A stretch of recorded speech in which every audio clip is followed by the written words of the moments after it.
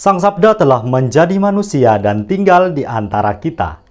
Para sahabat Sabda Hidup yang terkasih, berjumpa kembali bersama saya, Frater Jimmy, dalam permenungan hari ini.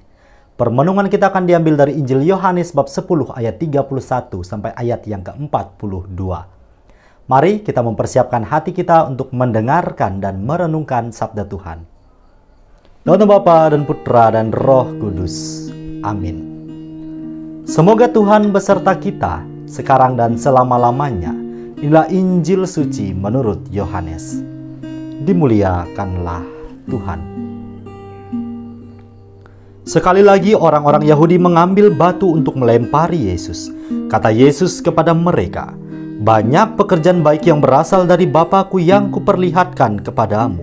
Pekerjaan manakah di antaranya yang menyebabkan kamu mau melempari Aku?" Jawab orang-orang Yahudi itu, "Bukan karena suatu pekerjaan baik maka kami mau melempari engkau, melainkan karena engkau menghujat Allah dan karena engkau, sekalipun hanya seorang manusia saja, menyamakan dirimu dengan Allah." Kata Yesus kepada mereka, "Tidakkah ada tertulis dalam kitab Taurat kamu, Aku telah berfirman, kamu adalah Allah? Jikalau mereka kepada siapa firman itu disampaikan disebut Allah, sedang kitab suci tidak dapat dibatalkan, masihkah kamu berkata kepada Dia yang dikuduskan oleh Bapa dan yang telah diutusnya ke dalam dunia, engkau menghujat Allah, karena Aku telah berkata, Aku anak Allah? Jikalau Aku tidak melakukan pekerjaan-pekerjaan Bapa-Ku, janganlah percaya kepada-Aku. Tetapi jikalau Aku melakukannya dan kamu tidak mau percaya kepada-Aku, percayalah akan pekerjaan-pekerjaan itu, supaya kamu boleh mengetahui dan mengerti bahwa Bapa di dalam Aku dan Aku di dalam Bapa." Sekali lagi mereka mencoba menangkap Dia, tetapi Ia luput dari tangan mereka. Kemudian Yesus pergi lagi ke seberang Yordan, ke tempat Yohanes membaptis dahulu, lalu Ia tinggal di situ. Dan banyak orang datang kepadanya dan berkata, "Yohanes memang tidak membuat satu tanda pun, tetapi semua yang pernah dikatakan Yohanes tentang orang ini adalah benar." Dan banyak orang di situ percaya kepadanya. Demikianlah sabda Tuhan. Terpujilah Kristus. Para sahabat Sabda Hidup yang terkasih, dalam bacaan Injil hari ini kita mendengar bagaimana ketidakmengertian orang-orang Yahudi terhadap identitas Yesus telah membuat mereka buta hati dan gelap mata. Mereka berupaya hendak menangkap dan membunuh Yesus. Sebagaimana kita ketahui bahwa telah banyak kali Yesus mengerjakan hal-hal baik di hadapan mereka, toh mereka masih tetap degil hatinya dan tidak percaya.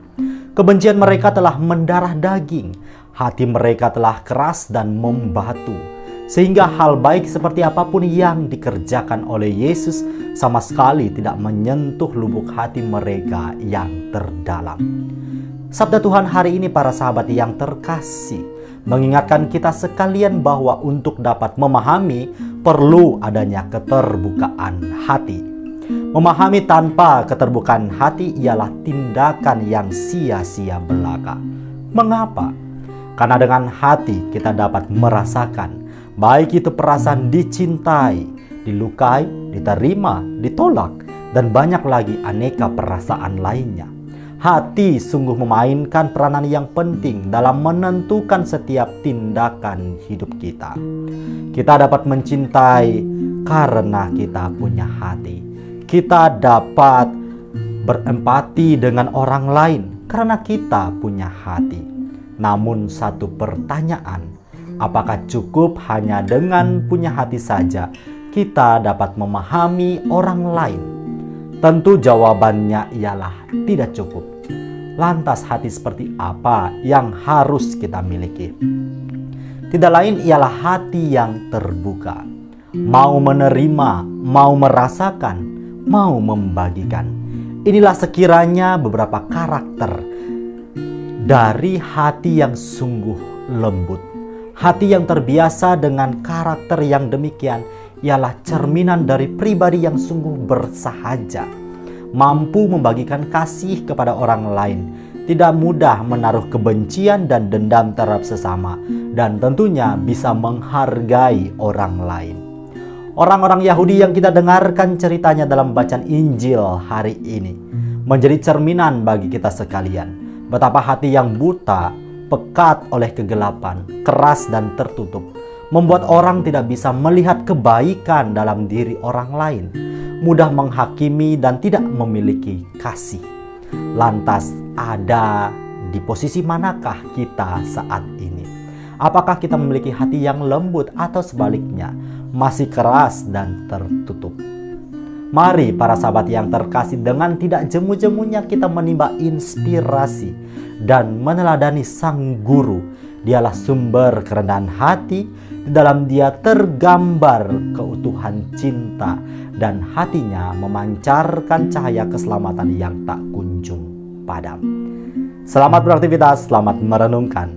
Allah yang Maha Kuasa memberkati kita, melindungi kita terhadap dosa, dan menghantar kita ke hidup yang kekal. Amin. Dalam nama Bapa dan Putra dan Roh Kudus. Amin.